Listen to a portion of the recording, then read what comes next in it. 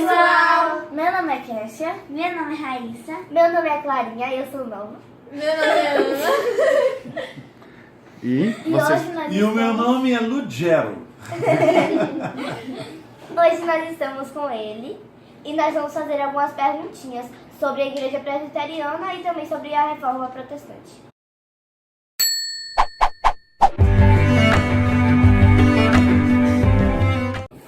O que é uma igreja presbiteriana? Olha, a palavra presbiteriana fala a respeito do sistema de governo de nossa igreja. Como é que nós nos estabelecemos como igreja?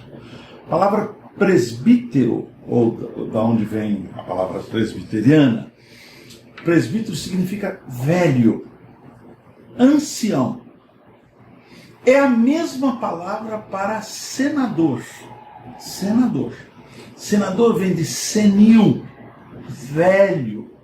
Nós temos no Brasil senadores, né? É o estilo de governo.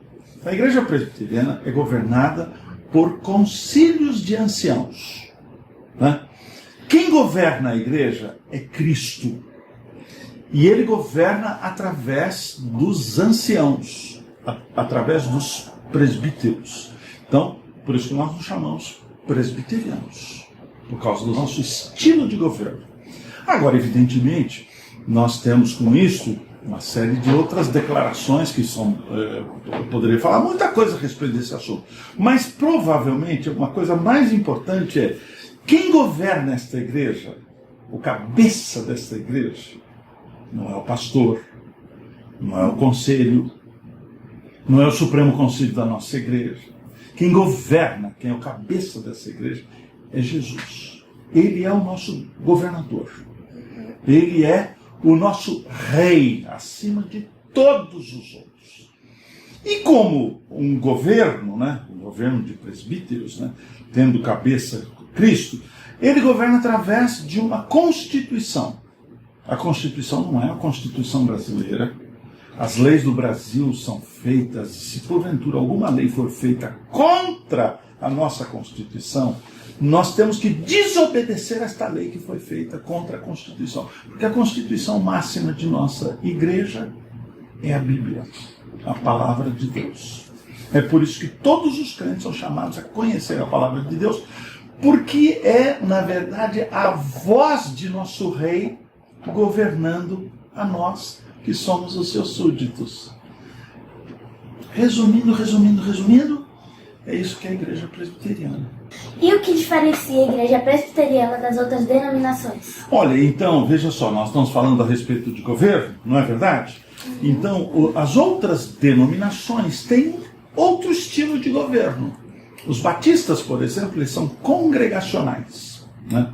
Então, quem governa a igreja é a igreja toda. Quer comprar uma vassoura, tem que reunir a assembleia da igreja para comprar uma vassoura, né? Então, é a diferença de governo.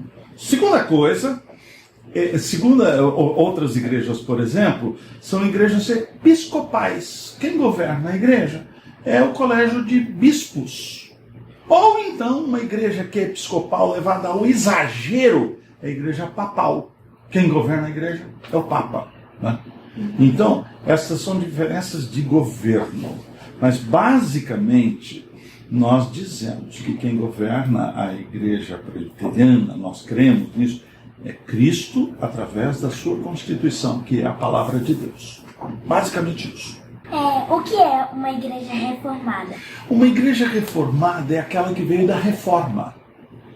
E aquela que veio da reforma, ela resumiu as coisas no só. A Igreja Católica diz assim, a Bíblia, mas não só a Bíblia. É o Papa falando da sua cadeira, quando ele está sentado na sua cadeira, no seu trono, ele também é a palavra de Deus. Ou as aparições de Maria e tal. Ou então as igrejas pentecostais que dizem, não, a Bíblia é a palavra de Deus, mas não é só a palavra de Deus. Ela não é só. Nós cremos em novas revelações e tal, essa coisa toda, profecias e aquela coisa toda, né? Então nós dizemos, não, só a Bíblia. Nada mais do que a Bíblia. Aqueles antigos modos de Deus revelar a sua vontade ao seu povo cessaram. Cessaram com o período apostólico. A função mais importante dos apóstolos foi escrever a palavra de Deus. E a palavra de Deus está fundamentada na doutrina dos apóstolos, Novo Testamento, e dos profetas, Velho Testamento, sendo Jesus a pedra angular. Tudo aquilo que Deus quis revelar a nós, Ele revelou através da sua palavra. Só a Escritura. Só Cristo. Ninguém mais ocupa o papel de Cristo. Ele é o nosso supremo Salvador, né? Nós não cremos que o pastor seja o nosso Salvador, que o bispo seja o nosso Salvador, que esses apóstolos fajutas sejam o nosso Salvador. Não, não. Só Jesus é o nosso Salvador. E assim por diante. Aí tem várias outras coisas que a gente diz assim, só. A reforma protestante deixou o só para nós. Só. O que mais? Minha pergunta seria quais são as funções dos presbíteros e diáconos. Só que você já respondeu as dos presbíteros, não é? Sim, olha, mas veja só, a função dos presbíteros, eles são chamados por Deus para pastorear a igreja. A igreja não tem um pastor só, não. A igreja ela é apacentada pelo colégio de presbíteros. Mais importante do que as funções administrativas de um presbítero, essas funções são secundárias, a função dele é pastorear a igreja, visitar os crentes, ensinar os crentes. A função, portanto, mais importante do presbítero é acompanhar os crentes como um pastor acompanha as ovelhas, como um pastor pastoreia o seu rebanho. Essa é a função do presbítero. Agora, a função do diácono. Diácono significa aquele que serve às mesas. O diácono, ele diz assim, olha, aonde tem uma necessidade, eu estou lá para suprir. Né? Então, o diácono cuida a respeito da ordem do culto, ele cuida a respeito dos pobres da igreja, ele vai atrás preocupado com aqueles que estão enfermos, doentes e tal. Ele comunica isso para os presbíteros da igreja que fazem o trabalho de pastoreio da igreja. É isso. Queríamos agradecer ao pastor Lugero por ele ter aceitado o nosso convite. Foi um prazer. Vocês são as meninas mais charmosas que eu já conheci. Tchau.